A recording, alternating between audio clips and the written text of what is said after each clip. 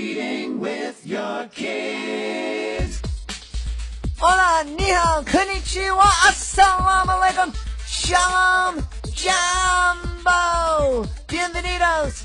Hi, my name is Jed Lee, and this is the Reading with Your Kids podcast. We are coming to you from the beautiful neighborhood of Reedville in the southwest corner of Boston, Massachusetts. We are so excited that you are part of our beautiful Reading with Your Kids family. Please be sure to subscribe to the show on the iHeartRadio app, on Spotify, Google Podcasts, Apple Podcasts, or wherever you find your podcasts. Our guest today is our friend Lori Orlinsky. She's here to talk about her brand new book, The Tooth Fairy's Tummy Ache. And a little later on, I'm really excited to let you know that we're going to be replaying one of our favorite moments from 2019. Lori's daughter, Haley Orlinsky, will be here to read Being Small Isn't So Bad After All with me. It was a really, really fun episode for me, and it inspired me to look into producing more and more Storytime podcast episodes, and we're looking to do that starting this spring, and I'm really excited about that.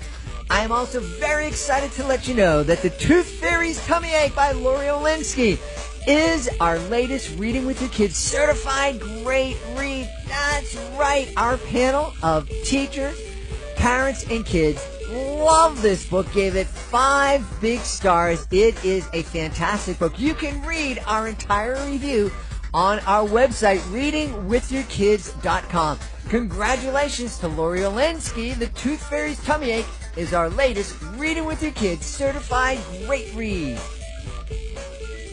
All right, we are here at the Chicago Toy and Game Fair right before the masses come in. I'm really excited.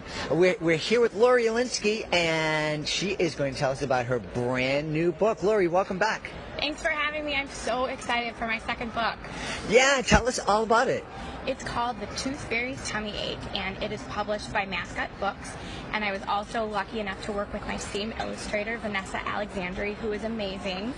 And the book is a little lesson on honesty using the tooth fairy of all things. And so it's about a little girl who swallows her first tooth, which is, I hear, a very common problem nowadays. Mm-hmm. And obviously she can't put her tooth under her pillow, and she doesn't want to disappoint the tooth fairy. So she puts something else under her pillow. Without spoiling the whole thing, it's a kernel of popcorn, and all kinds of fun things start to happen in fairyland. And the whole mystery is, will the tooth fairy be able to deliver all of the money to the kids, or is this going to stop her night? What an awesome premise. I love that idea. And, although it's not very honest, of course, it's very, very clever for your character to have thought of substituting, using the ear of corn to substitute for the tooth. Absolutely. I just remember when I was a child, I didn't swallow my first tooth, but I lost it. And I was devastated. I just remember thinking about all the things that I could put under my pillow. And for some reason, a kernel of popcorn made a little bit of sense to me at the time. So what was it? Was there an incident? I know you have 2 beautiful daughters. Did one of them lose a tooth or swallow a tooth that inspired you to write the book? It's funny, my daughter, now that the book is coming out, it couldn't be better marketing for me that her teeth are starting to fall out. So it's like the perfect time. She just lost her 2 front teeth. But we're just starting to talk about the teeth falling out and the tooth fairy. My kids believe very hard in the tooth fairy.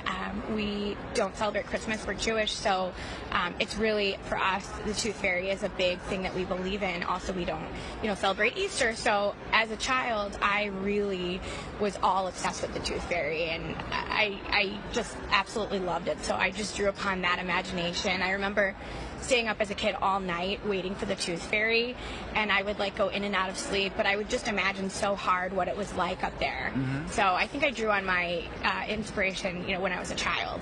Wow. Talk a little bit about, because I hear, I'm not a huge fan of the Easter Bunny, because I don't get I've been told what the connection is with Easter, but I don't totally buy it. But I know there are a lot of people out there say, oh, you shouldn't tell your kids about Santa Claus. You shouldn't quote unquote lie to your kids. And I guess technically, since there is no Santa, there's no tooth fairy, I guess it's lying. But I don't look at it that way. But my kids are grown. What do you think about? What would you say to somebody who's would say, you shouldn't be telling your kid about a tooth fairy? Oh, for me, I think it's so fun for kids to believe in. I mean, it takes kind of a painful event. Like losing your teeth is not something that it hurts. My kids were, my daughter, it hurt her, but it takes a painful event and it makes it exciting. And we even got like a little tooth pillow with her name on it, and she does a whole routine. She writes a note to the tooth fairy. She says, draw a picture of yourself. Sometimes she specifies exactly what she wants for the tooth fairy, which is kind of weird. But it gives them something to look forward to, and it's just like, as a kid, when you're an adult, you know the truth, and so it takes away the fun and imaginative out of it. And so when you're a kid, I think you should believe as hard as you can in all those mythical creatures. Yeah. It is, when you think about it, it is a traumatic time. We don't think about it as adults that, you lost a tooth, it's going to grow back. But as a kid, you're just kind of like learning and like this, what is this? It feels, someone touched this part of my elbow and it feels different, and so everything is new. So when things start falling out of, things fall out of me all the time, but and I know it's because I'm old, but it's different for kids, and it can be really, really traumatic. I think so, and it's just so much fun to talk about with your kids, and it gets their imagination flowing too. Just these open-ended questions. Well, what do you think the tooth fairy wears? What do you think she does with all the teeth? And that's a big part of the story too, because I used to imagine when I was a kid what happened to all the teeth, and some of the things you'll see in the story, I used to imagine that, for example, the dentures for the grandmas and grandpas would come from the teeth. And so I did put a little of my imagination in there. And, for example, tooth fairies grind up the teeth and use flying dust, and that's how they're able to fly. So part of the big thing in this book is, if she doesn't have a real tooth to grind up, how is she going to fly to the other houses? And one thing that was fun that I did in this book as well is I made boy tooth fairies. You'll see boy tooth fairies in the book because I wanted to represent that the book is not traditionally when people think of a fairy or a tooth fairy, they might think of girls. And so it's a different day and age. It's 2019. And so I wanted to be, people can imagine that their tooth fairies are boys or girls. Yeah, and by the way, it's 2020. Your book is out here in January. Well, actually, we're talking in 2019. But it's, I love that idea of including the guys and putting them in different roles. And I guess that's the way to kind of eliminate some of those gender stereotypes is to start teaching our young kids that everybody can do everything. Yeah, and it's interesting. People say, don't judge a book by its cover, but so many people will pick up my books and will say, this is just for girls, or this might not be for boys. And so it's all about making sure you have different minorities represented, different genders represented. I mean, it's as we talked about, it's 2020. I mean, books are not just boy, girls, and boy books and girl books. I think that's definitely important. Yeah. Speaking about that saying, people don't judge a book by its cover, you shouldn't judge a book by its cover. The reality is, everybody does. And in the book business, and that's one of the things I wanted to talk to you about, being an author is being in the book business. Would you agree with that? Yes, I spent so long working with my publisher and what the cover was going to look like, and there's just, again, without giving too much of it away, there's just such one amazing illustration that shows some popcorn popping, and it shows the tooth fairy kind of like going crazy with the popcorn, and we knew right then that is the illustration that's going to make it to the cover, and it really, pun intended, pops. That's yeah, and it's as a person who is in charge of Lori Orlinsky Inc. You're, I know it's not an official company, but you're the CEO of your business, your writing business, your kidlit business, and it's important to think about that stuff. That you need to. You wrote this wonderful book, you created it, you invested your time, your soul, your money. And you want to share it with the world. You want to share this message with the world. And you just can't sit back and go, I'm an artiste, and the book is good, and people should buy it just because it's a great book. Right. There's so much involved in, not only writing your book, proofing it, marketing it, and, any author nowadays is part illustrator, is part editor, is part marketer. I mean, we have to know everything about our books because we know what makes people tick. And this goes for folks who are publishing independently, publishing, self-publishing, and even authors who are working with a traditional publisher. You still have to do most of the marketing yourself, and it's so important. Were there any resources that you were able to turn to that really helped you in your journey as an author and marketer? I use Facebook a lot. There's a lot of book groups for authors, one such as Kidlit 411, and it's a great place to connect with other indie authors and other authors in general, specifically in the children's genre. It's great. You can ask advice on what awards to apply for, what trade shows to go to. So that was a big resource for me. Another thing is the SCBWI, the Society of Children's Books Authors and Illustrators. Mm-hmm. There's many chapters, and so that's also a great resource for authors. Yeah. Now, what's it like? We're here at the Toy and Game Festival, and there's all these amazing toys, all these amazing inventions, and your book. What's been the reaction for folks here at the Toy and Game Fair about finding your books here? If people are really excited, I think, they come to see toys, but they get surprised when they find a book, a children's book, because people are able to justify some of the costs a little bit more. Toys, a lot of times, the nostalgia wears off within 5 minutes and they end up in a pile in the playroom, as evidenced in my playroom. But people like books, especially lesson-based books, for early readers. And my first book, Being Small Isn't So Bad After All, is also here. And one of the great things I've heard from folks is that they've checked my book out from the library. And that makes me feel so good because they're actually coming to me and giving me feedback, and they're more apt to learn about my new book because they now recognize me as an author. Yeah, absolutely. That's one of the neat things about creating a series is, everybody knows about Dan Brown and his books, but he wrote 4 or 5 books before he had that big one that the whole world bought, and then everybody went out and rediscovered the old books. Yeah, and I'm definitely thinking about, when people talk to me also about being small, they always have ideas. They're like, you should do being tall, you should do being shy, and so I kind of keep a mental list around. Definitely, again, pun intended, the book is not closed on that either. I might make that a series, and so I even see the Tooth Fairy's tummy ache kind of opportunities to take the Tooth Fairy and put her in different situations. Mm-hmm. Where she can teach little lessons on things, because who are kids going to listen to other than the Tooth Fairy? Yeah. Well, this is real exciting. Now, one of the things, we had your daughter Haley on, and she was on our first Storytime episode, and read Being Small Isn't So Bad After All with me. She thought I was a better reader than you, Lori, but we won't bring that up. We won't bring that up. But anyways, what's it like for Haley and your other daughter to know that their mom is an author and to see all these families reading your book?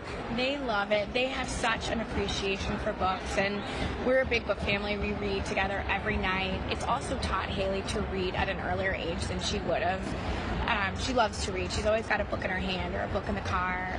And because the first book is about my experience with her, of course, I named the main girl in the second book Ellie. So Ellie is so excited that she's the girl in the book. It doesn't look anything like her, and I did that on purpose because my kids look alike, and I wanted the stories to look different. Mm-hmm. But she's very excited about it. And Haley and I do assemblies at schools, and we talk to Girl Scouts, and both kids come with me, and they're really proud, and they both want to be authors, which I think is so cool. They'll probably change in the next 2 days, but for now they want to be authors, so I'm going to hold on to that. That's really well. Talk to a little bit about the bond that you get as a mom reading with your kids, and how important that is. Oh, it's amazing. We love rhyming books, especially because they teach kids to anticipate words, and they're great for early readers. So we do tons of rhyming books. Probably 90% of our books are rhyming. And then we do a lot of lesson-based books, because I think sometimes instead of just having a talk with your kids, let's say if they're lying, about lying and making it seem like they're in trouble, it's nice to read a book that has a hidden message about honesty. So we try and read books that have little hidden messages, and then talk about those books and say, well, let's talk about this character. What did she do that was wrong? What choices could she better make? So we also use books as a way to parent in our family. Mm-hmm. Now, this is... I don't know if you've thought about this, but you just shared with us how important it is to read with your kids, and how it helps you grow closer with Haley and Elle. Do you ever think about the fact that your books, that families are using your books to do the same thing with their kids? It gives me goosebumps when people tell me how their families reacted to my books. It definitely gives me chills all over. It makes me feel great. And my initial book was written for Haley, and it was written to make short kids feel better. And that book, I was hearing that you can sub out the word short and you can change skin color and sexuality. And so when parents tell me about their own experiences using the book as a precursor to talking about bullying, it's just unbelievable. And I'm excited to hear how the Tooth Fairy's tummy ache touches kids in the same way. That's really amazing. Well, remind everybody where we can connect with Lori Orlinsky online and find out about your books. So I have a website. It's LoriOrlinskyAuthor.com, and it's ORLINSKY. And my books are available on Amazon. Excellent. And Lori's also spelled a little bit differently. It's Lori. Yes. That's the only way to spell it. There you go. All right. We've had such a great time speaking to the author of the brand new book, and I am looking at it right here, The Tooth Fairy's Tummy Ache by our friend Lori Orlinsky. Lori, thanks so much for being back on the show. Thanks for having me. I hope to write another book next year and come back as well. We'll see if I have time. We want to congratulate Lori Orlinsky again for having her brand new book, The Tooth Fairy's Tummy Ache, become our latest Reading with Your Kids certified great read. Now sit back, relax, and listen as Lori's daughter Haley and I read her first book, Being Small Isn't So Bad After All. We are very excited to be welcoming a very special guest to the show. Her name is Haley Orlinsky, and she is the star of Lori Orlinsky's very first book, Being Small Isn't So Bad After All. Hey, Haley, welcome to the show. Thanks for agreeing to read the story with me. I was wondering, how did it feel to have a book written all about you? It felt amazing. It felt amazing? Yeah. What happened in preschool that made your mom write the book? Well, when they were redecorating the classroom, they put a globe shot up, and I noticed all my friends' names are at the top, and my name is all alone at the bottom. Oh, man. And so that made you feel kind of alone, huh? Yeah. Yeah. Can I tell you a secret? What? In my family growth chart, I'm at the bottom. Yeah. Yeah. Now, what kind of names? I understand that some of the kids and the teachers had names for you. They were they called me Shorty, Peanut, Little, other things like that. Yeah. Now, do you think when they were calling you those names, do you think that they were trying to be mean to you? I don't know, they weren't, but it hurt my feelings. Yeah. And I think that's really important for us to understand, because I'm somebody who, I don't remember a lot of names, so there's a lot of times I'll say, hey, buddy, or when I used to coach soccer, I gave names to a lot of my players, and I meant to, when I gave them the names, the nicknames, I wanted the nicknames to inspire them. But I didn't realize at the time that some of the nicknames, some of the kids didn't like them.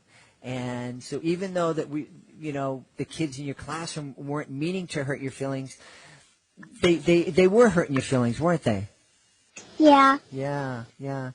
Well, what did your mom do when you told her that you felt upset that you were short?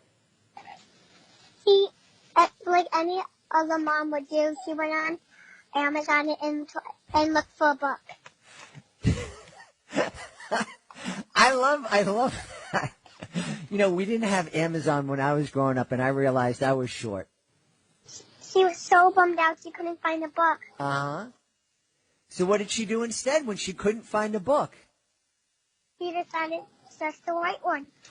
Wow. And so she wrote, Being Small Isn't So Bad After All. And like you said, that made you feel pretty amazing. Yeah. Yeah. Well, your mom told me that you're still short, but she calls you small and mighty. How do you feel about being short now? I feel happy. You do? Why do you feel happy about that? because now I know all the things that I can do that 12 people can't do. And, yeah. Yeah. Do you know one of the things that I'm really proud of you about? What? Is that when you were feeling bad about being short, and when the kids were calling you names and it was hurting your feelings, you went home and you talked to your mom about it. Yeah. Yeah, there's so many kids who forget to do that, or maybe they're afraid to do that. And my mom always makes me feel better. Yeah, moms are pretty cool like that, huh? Yeah. Yeah. Now tell me, now that you're in first grade, and like I said, I thought you were going into high school. What's it like in first grade? Is first grade better, or are there still some kids that are bullying other kids? It's better. It's better. That's awesome. Now, what do you think? How do you show kindness to other kids? Well, last year when I was in kindergarten, there was someone in my class. She didn't speak English, and I noticed she was all alone. And then one day I just decided to try and make friends with her. I started making cards for her. I started sending with her at lunch. I started playing with her at recess. And now she loves school. That is awesome. And are you guys still friends? Yeah. And she's in my class this year. That's excellent. Well, we have to say hi to your friend. What's your friend's name? Sumia? Sumia? Yeah. Hey, tell Sumia that Jedley in Boston said hi to her, okay? I will. Awesome. Hey, do you think it would be a good idea for me and you to read It's Not So Bad Being Small? Being small isn't so bad after all? Yeah. Okay. Now, there are two parts. We talked a little bit about this before we started recording. There's two parts. There's the mom part, and there's the Haley or the kid part. Which part do you think I should read? You used to read the mom part, and I'll read the kid part. Okay, so should I read like a mom and try to sound like a mom? Yeah. Oh, real? Oh, no, I was hoping you'd say no. Okay. No. No, that's okay. That's okay. You're the boss here. So, do you have your book ready? Yep.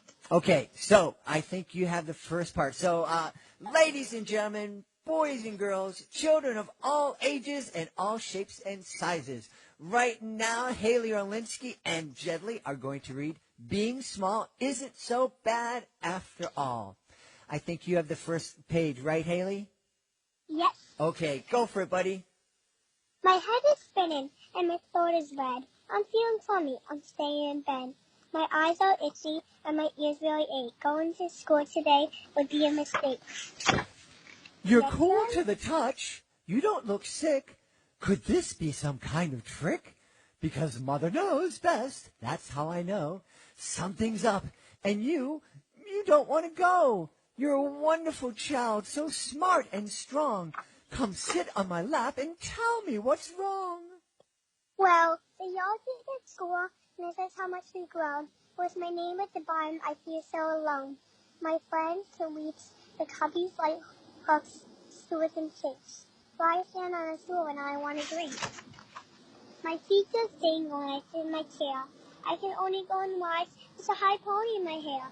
The shower for water comes up past my nose. My feet are always surfing, staring at my toes.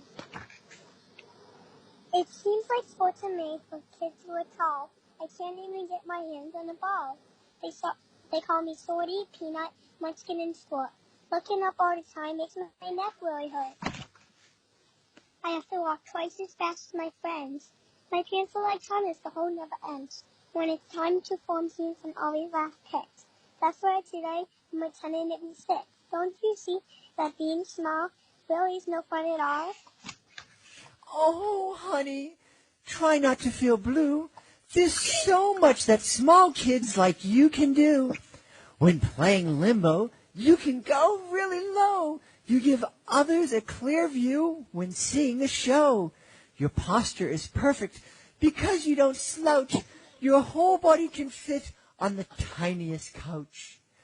You're the last one to get wet when it rains, and you have the most leg room when we fly on a plane. Your feet never touch the end of the bed. You can climb almost anywhere without bumping your head. You can squeeze through a fence to fetch a lost ball and have a shorter drop if you happen to fall. What about class photos? You're the first one they see. You don't have to duck under any branches on a tree. You can wiggle into the cart at the grocery store and squish into spaces you want to explore. I hope you don't feel upset by your height. You can do anything when you give it your might. You have so much to offer because of your size. Take it from me, your mom who is wise. Oh, you're so right, the things that you say. I feel so much better when you put it that way. And also learn, play, and have fun too. Outside, all the things only I can do.